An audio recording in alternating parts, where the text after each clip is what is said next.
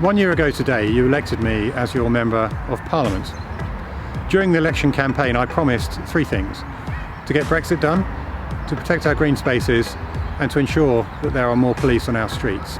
And I'm proud to say that I've delivered on these promises. My first vote as your Member of Parliament was to approve the withdrawal agreement, ensuring that we left the European Union on the 31st of January, delivering on the will of the British people. I fought and defeated the Planning Inspectorate's call for the Greenbelt to be reviewed to make way for Sadiq Khan's disastrous housing plan.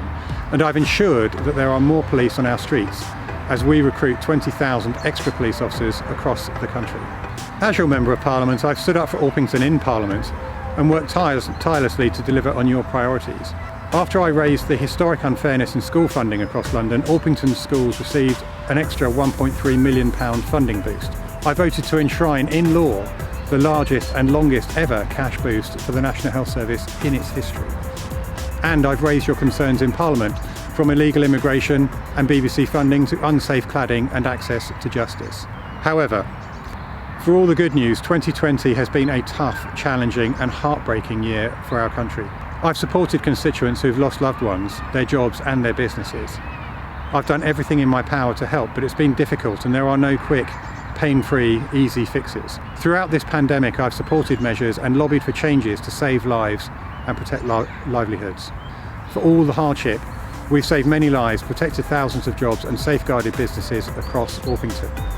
And I want to thank you for all of the sacrifices that you've made this year. By following the rules and supporting local businesses, you've helped save lives and livelihoods. We can see light at the end of the tunnel, and together we can bring this crisis to an end in 2021 and start the process of rebuilding. It has been, without doubt, the greatest honour of my life to represent you in Parliament. And I want to thank you again for entrusting me with your vote last year. I will continue to work as hard as I can to represent you to the best of my ability and to keep delivering for Orpington.